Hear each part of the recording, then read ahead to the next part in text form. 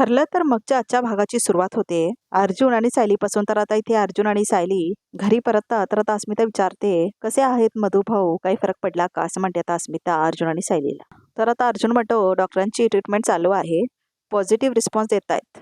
तर तेवढ्यातच प्रताप खाली येतो आणि बरं झालं तुम्ही आलात, आता आराम करून घ्या, असं म्हणते आता अस्मिता. विमल यांचा कॉफीचं बघ, असं म्हणते आता अस्मिता. होय वहिनी, मी चहा करून ठेवला आहे, असं म्हणते आता विमल. तर आता सायली मात्र दुःखी होऊन चालत जाऊन डायनिंग टेबलच्या खुर्चीवर बसते. तर आता अर्जुन येतो तिच्याकडे आणि प्रताप थांबून सगळं बघत असतो. आपण आश्रमात केलो तेव्हा मधुभाऊ किती खुश होते ना, आपल्या हक्काच्या घरात गेले म्हणून आनंदात होते. त्यांच्या मनात एक समाधान होतं की हे घर त्यांच्यापासून आता कोणी हिरावून नाही घेणार. पण आता आता ते त्या हॉस्पिटलच्या गार अनोळखी गादीवरती आहे. मला साऊ अशी कधी हाक मारतील, ते सगळं ते पुन्हा कधी करतील माहीत नाही, असं म्हणून रडायला लागते जोर जोरात आता सायली. तर आता अस्मिता तिला सांत्वना करते आणि सायली मात्र जोर जोरात रडायला लागते. तर आता प्रताप खाली येतो पायऱ्यांवर.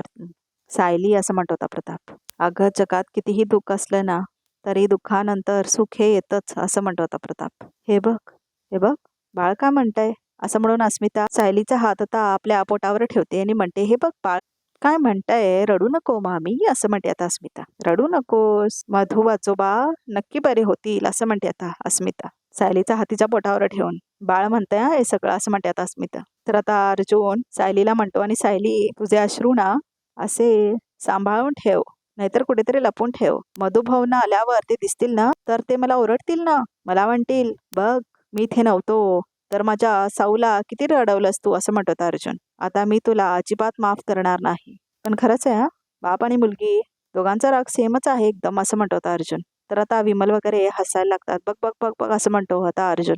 रडता रडता सुद्धा तसं बघतीये ती मला, असं म्हणत होता अर्जुन. अर्जुन, असं म्हणत होता प्रताप.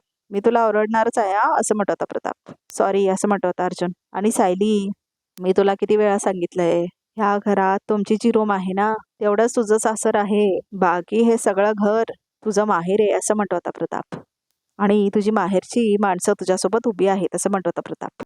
मधुभाऊंना त्यांच्या पायावर उभे करण्यासाठी आम्ही सगळे प्रयत्न करू, असं म्हणतो होता प्रताप. तर आता सायली म्हणते, असं म्हणतात की आपल्या माणसाचे आभार मानायचे नसतात, आणि मी जरी प्रयत्न केले ना तरी शब्द नाही सुचणार. अस्मिता ताई, मला सख्खी बहीण नाही आहे, त्याची उणीव तुम्ही भरून काढताय.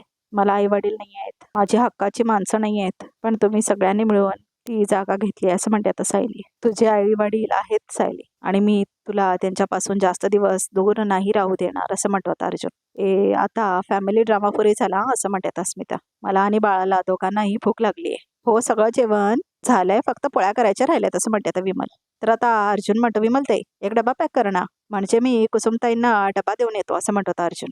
पटकन पोळ्या करायला घेते, असं म्हणते आता विमल. तर आता सायली म्हणते, पण ती तर डबा नको असं म्हटले ना, असं म्हणते आता सायली. हो, पण माझी एक मीटिंग आहे, ती हॉस्पिटलच्या बाजूलाच आहे, सो जाता जाता मी ऑन द वे डबा देतो आणि जातो मीटिंगला, असं म्हणतो आता अर्जुन. तुम्ही हॉस्पिटलला जाताय तर मीही येते ना, असं म्हणते आता सायली. तू, असं म्हणतो आता अर्जुन. आता हिला मी कसं सांगू, मला कुसुमताईंना हिच्या पास्टबद्दल विचारायचं आहे, असं म्हणतो आता अर्जुन मनातल्या मनात. अरे, असं म्हणते आता अस्मिता, तुम्ही आता आलात ना, लगेच निघालात, असं म्हणते आता अस्मिता. हे असं नाही चालणार, असं म्हणते आता अस्मिता. हा तेच, मी माझी मीटिंग आहे ना तिकडे, म्हणून जातोय मी तिथे, सो मी डबा घेऊन जाईल मी कामाला, असं म्हणतो अर्जुन. तर आता अस्मिता म्हणते, सायली आता तो म्हणतोय ना, मग थांब, असं म्हणते आता अस्मिता.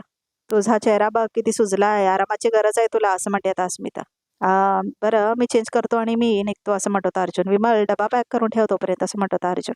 तर आता इथे अश्विन ॲडव्होकेटकडे आलेला असतो आणि म्हणत असतो की तर तुम्ही ही केस घ्यावी अशी माझी मनापासून इच्छा आहे, असं म्हणत होता अश्विन ॲडव्होकेटला. म्हणजे तसं अगदी सोपी केस आहे, तन्वीने कोर्टात खोटी साक्ष द्यायला नको होती, हे मला मान्य आहे, असं म्हणत होता अश्विन. मला सांगा, तिला आता जामीन मिळू शकतो का, असं म्हणतो होता अश्विन. की आपण सरळ वरच्या कोर्टमध्ये अपील करायला हवं, असं म्हणत होता अश्विन. वरच्या कोर्टामध्ये अपील करणं शक्य आहे, असं म्हणतात ते ॲडव्होकेट. पण डॉक्टर अश्विन, हे काम मी नाही करू शकत, असं म्हणतात होता ते ॲडव्होकेट. तर आता इथे नागराज आणि सुमन सुभेदारांच्या घरी येतात. तुम्ही मला म्हटला की सरप्राईज आणि तुम्ही मला इथे सुभेदारांच्या घरी आणलं, असं म्हणते आता सुमन नागराजला. तर काय आज सरप्राईज, असं म्हणते आता सुमन. अगं, आपण मधुभाऊंची चौकशी करायला आलोय, म्हणजे त्यांनाही आनंद होईल ना, असं म्हणत होता नागराज. तर आता सुमन म्हणते, हो शेवटी कसं आहे ना सुमन, कुटुंबाला कुटुंबाचाच आधार असतो, हे ना, असं म्हणतो आता नागराज. सायलीला पण धीर येईल आपण आलो म्हटल्यावर, असं म्हणतो आता नागराज, तुम्ही सगळ्यांचा किती विचार करता हो, असं म्हणते आता सुमन. करावा लागतो ग, असं म्हणत होता नागराज. करावा लागतो. बरं चल, जाऊया, असं म्हणत होता नागराज. तर आता तेवढ्यातच अर्जुन येतो बाहेर डबा घेऊन. अरे तुम्ही इथे, असं म्हणत होता अर्जुन. हा, म्हटलं सायलीला भेटायला यायला पाहिजे, असं म्हणत होता नागराज. सो आलो. मला अगदी घाईघाईने घेऊन आले. म्हणाले अशील तशी नाही, असं म्हणते आता सुमन. ग्रेट, असं म्हणत होता अर्जुन. अच्छा, तुम्ही आता इथे आलात तेवढं, आणि मला बाहेर जावं लागतंय आता कामासाठी, असं म्हणत होता अर्जुन.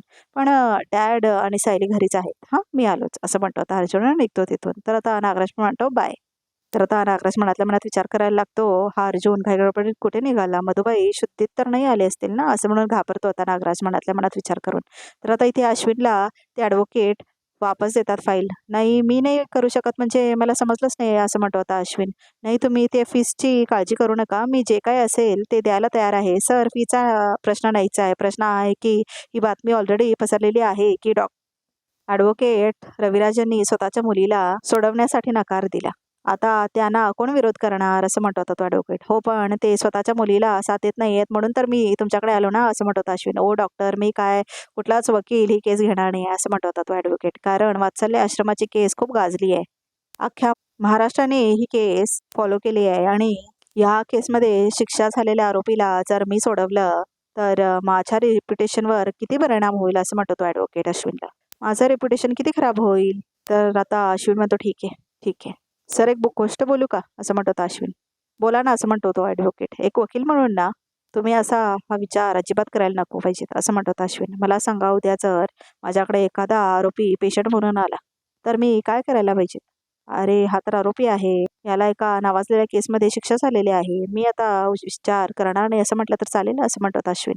डॉक्टर, तुमचा व्यवसाय वेगळा आहे, वकिलांचा व्यवसाय वेगळा आहे, मी तुमच्या बायकोची केस नाही घेऊ शकत, असं म्हणतो होता ॲडव्होकेट. तुम्ही प्लीज या, असं म्हणतो होता तो ॲडव्होकेट. तर आता अश्विन निघून जातो तिथून. नागराज, सुमन, या ना, या, असं म्हणते आता कल्पना. आणि आता इथे कल्पना, सायली आणि अस्मिता मात्र डायनिंग टेबलवर बसलेले असतात. तर आता सुमन येते म्हणते, सायली, मधुभाऊंबद्दल कळल्यावर वाईट वाटलं ग, असं म्हणते आता सुमन. कशी आहे त्यांची तब्येत आता. तर आता सायली म्हणते अजूनही कोमातच आहेत. तर नागराजला मात्र खुशी होती ऐकून. शाने कोणी हे केलंय ना, तो नरकात जाईल, असं म्हणते आता सुमन. उकळत्या पाण्यात उडी मारायची शिक्षा मिळेल त्याला. तर आता नागराज म्हणतो, अगं सुमन, गप्प बस, कशाला पाहिजे तुला असं सगळं बोलायला, असं म्हणतो आता नागराज. नाही, आपण कशाला शाबीब द्यायचं, असं म्हणतो आता नागराज. तर आता सुमन म्हणते, अशा माणसासाठी काय करायचं मग, असं म्हणते आता सुमन. जाऊ दे ना सुमन, असं म्हणते आता कल्पना. अगं, तो माणूस सापडेल, असं म्हणते आता कल्पना, कारण पोलिसांचा तपास सुरू झालाय, असं म्हणते आता कल्पना. पण तुम्ही बसा ना, असं म्हणते आता कल्पना. तुम्ही काय घेणार, चहा, कॉफी, असं म्हणते आता कल्पना. नाही नाही वहिनी, चहा कॉफी वगैरे काही नको, आम्ही फक्त भेटायला आलो होतो सगळ्यांना. अर्जुन भेटला मला बाहेर जाता जाता, असं म्हणत होता नागराज. काही गडबडीत निघाला होता कुठेतरी, कुठे गेला काय माहित, असं म्हणत होता नागराज. तर सायली म्हणते, मीटिंग आहे त्यांची महत्वाची, असं म्हणते आता सायली. अच्छा अच्छा, म्हणून आता नागराज खुश होतो. म्हणजे आता हा हॉस्पिटलमध्ये कोणीच नसणार, ना सायली ना अर्जुन. त्या थरडाला संपवण्याची चांगली संधी आहे, असं म्हणत होता नागराज मनातल्या मनात. आता तुम्ही जेवणच जा, पूर्ण आजी मंदिरात गेली आहे ना, ती येईल तोपर्यंत, असं म्हणते आता अस्मिता. नाही नाही, आम्ही फक्त मधुभाऊंची चौकशी करायला आलो होतो, जेवायला नाही थांबत आम्ही, असं म्हणते आता सुमन. असं कसं, लगेच कसं निघू देऊ, जेवणच जा तुम्ही, असं म्हणते आता अस्मिता. अगं अस्मिता, जेवण वगैरे काय तर काय, असं म्हणत होता नागराज. तुमची गडबड असेल, तुम्हालाही हॉस्पिटलला जायचं असेल ना, आम्ही निघतोच थोड्या वेळाने, असं म्हणत होता नागराज. तर तेवढ्यातच नागराजला फोन येत होता. आताच्या आता मला भेटायला या, असं लिहिलेलं असतं त्याच्यामध्ये. नाहीतर असं करायचं का सुमन, तू थांबतेस का, मी निघतो, तू नंतर ये, ओके, काय हरकत नाही, असं म्हणत होता नागराज. तर सुमन म्हणते, मी ती म्हटलं की मला थांबायचं, असं म्हणते आता सुमन. नाही नाही, मी येते तुमच्याबरोबर, असं म्हणते आता सुमन. नाही नाही, मी म्हणतोय तू सांबच, असं म्हणतो होता नागराज. ऍक्च्युली झालं काय, मला एक कामासाठी बाहेर निघावं लागेल आता, असं म्हणत होता नागराज. मी निघू, असं म्हणतो होता नागराज. काळजी घे ग, असं म्हणत होता नागराज. तर सुमनला कळतच नाही असं का सोडून जायला तिला तो म्हणून, कारण आता नागराज एकदम गडबडीत निघून जातो तिथून. तर आता सुमनला पण विचार पडतो मनातल्या मनात, की हल्ली असं का वागायला लागलेत हे म्हणून. तर आता जेल दाखवलंय. तर आता पोलीस आलेले असतात बॅरेकमध्ये आणि जेवण देत साक्षी आणि प्रियाला. तर आता साक्षी म्हणते, कधी वाटलं नव्हतं चमच्याशिवाय कधी जेवावं लागेल म्हणून, असं म्हणते ती. तर आता पोलीसवाली तिच्याकडेच बघत असते, आणि आता साक्षी मात्र घेते ती प्लेट. हे जेवण आहे, हे जेवण आहे, असं म्हणते आता साक्षी. तो भातही शिजलेला नाही आहे. कधी शिजलेला भात पाण्यात आला ना तर मेजवानीसारखं वाटतं, असं म्हणते आता साक्षी. आणि ही डाळ, ह्या डाळीमध्ये कधी डाळ दिसत नाही, आणि ह्यानी पोटी भरायची आपण, असं म्हणते आता साक्षी. हे घे, असं म्हणते आता पोलीसवाली बाई प्रियाला. तर प्रियालाही जेवण नकोसं वाटतं. आम्ही काय रस्त्यावरचे भिकारी वाटलो तुम्हाला असं म्हणते आता प्रिया. जेवणाच्या नावाखाली काय घालता आम्हाला? हे काय हा चपाती आहे की चामडाचा तुकडा फेकलाय आमच्यावर असं म्हणते आता प्रिया. काल नाही खाल्लं ना आजही नाही खाणार, जा घेऊन जा असं म्हणते आता प्रिया. तर आता ती पोलिसवाली बाई म्हणते माज आलाय का तुला? गिळायचं असेल तर गिळ, नाही तर उपाशी राहा असं म्हणते आता ती पोलिसवाली बाई. राहीन, काल राहिले ना उपाशी तशी आजही राहीन उपाशी असं म्हणते आता प्रिया. घेऊन जा, नको खाऊस, राहा उपाशी. मी पण बघते किती दिवस तुझी नाटकं चालतात ते असं म्हणते आता ती पोलिसवाली बाई. असं म्हणते आता प्रिया. तर आता इथे साक्षी जेवत असते. तर आता सिटी हॉस्पिटल दाखवलंय, तर आता कुसुम असलेलं दाखवलंय. तर आता तिथे अर्जुन येतो डबा घेऊन. कुसुम ताई असं म्हणतो आता अर्जुन. तुम्ही असं म्हणते आता कुसुम. आणि तुम्ही ते कसं काय आला? तुम्हाला तर आराम करायला सांगितलं होतं ना मी असं म्हणते आता कुसुम. हे ऍक्च्युली तुमच्यासाठी डबा घेऊन आलोय असं म्हणतो आता अर्जुन. कशाला? साधना वहिनी आश्रमातून निघाल्या असतील, त्या घेऊनच येत असतील डबा असं म्हणते आता कुसुम. राईट असं म्हणतो आता अर्जुन. ऍक्च्युली तुमच्याशी काहीतरी बोलायचं होतं मला असं म्हणतो आता अर्जुन. काय बोलायचं आहे असं म्हणते आता कुसुम. असं म्हणते ती. मधुभवन बद्दल काही आहे का असं म्हणते आता ती. डॉक्टरांनी अजून काहीतरी सांगितलंय का असं म्हणते आता कुसुम. नाही नाही, मला तुमच्याशी वेगळं काहीतरी बोलायचं असं म्हणतो आता अर्जुन. कशाबद्दल असं म्हणते आता कुसुम. अहो तुम्ही तर सिरियस झालात, कशाला सिरियस होताय? मला ना ऍक्च्युली सायलीच्या लहानपणीबद्दल बोलायचं आहे असं म्हणतो अर्जुन. आय मीन तुमच्याकडे सायलीच्या काहीतरी आठवणी असतील असं बघा. म्हणजे माझी बायको लहान असताना कशी दिसायची हे सुद्धा मला माहित नाही असं म्हणतो अर्जुन. तुमच्याकडे तिच्या बालपणीचे काही फोटोज वगैरे आहेत का असं म्हणतो अर्जुन. मला बघायचं होतं असं म्हणतो अर्जुन. सायलीच्या बालपणीचा फोटो असं म्हणते आता कुसुम. तर आता अर्जुन म्हणतो हो. तर आता कुसुम विचारात पडते. आणि आता इथे मैपतला दाखवलंय आणि आता तो पैसे दाखवतो एका वकिलाला. घ्या वकील साहेब असं म्हणतो आता मैपत. वकिली शिकायला लई पैसा लागतो ना, म्हणून तर सगळा खर्च ह्यातच निघून जाणार बघा असं म्हणतो आता मैपत एका वकिलाला. तर आता तो वकील पैसे बघतो. बरं, हा पहिलाच हप्ता आहे बरं का. जर माझी मुलगी जेलातनं बाहेर आली की पुढचे 2 कोटी लगेच हातात असं म्हणतो आता मैपत. वाह, 2 कोटी असं म्हणतो आता तो लॉयर. मग साक्षी मॅडमना सोडवण्याची जबाबदारी माझी असं म्हणतो तो वकील. विलास मर्डर केस मला आतून बाहेर माहिती आहे. अहो बघता बघता केस फिरून टाकू असं म्हणतो होता तो वकील. आणि तेवढ्यातच नागराज येतो होता मैपतच्या घरी.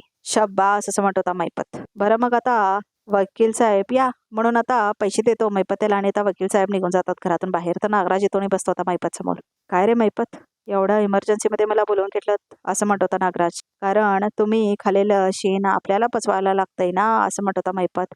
मी आजवर एवढे मर्डर केले पण कानोकान कोणाला खबर नाही लागली. चुकून माझी लेकरा करून खून झाला आणि तिच्यासाठी मी 2.5 वर्ष रक्त वाहतोय. आणि त्यात तुम्ही आता एक हाफ मर्डर करून ठेवले असं म्हणत होता मैपत. आता ते पण आम्हाला निसटायला लागतं. नाही मैपत, काळजीच करू नकोस तू. हे जे काय झालंय ना ते मीच निसटणार आहे. स्वतः मी प्रयत्न करतोय तिच्यासाठी. डोंट वरी असं म्हणत होता नागराज. असं काय करताय तुम्ही असं म्हणत होता मैपत. तर आता बोलायला लागतो नागराज. ते दाखवलं नाहीये बघा प्रेक्षक हो. तर आता नागराज सांगत असतो मैपतला तो कसं ऑक्सिजन काढलेला असतो मधुभाऊंचा वगैरे. तो आता सगळं सांगत असतो मैपतला. त्यामुळे मी करतोय असं म्हणून सांगतो आता नागराज मैपतला.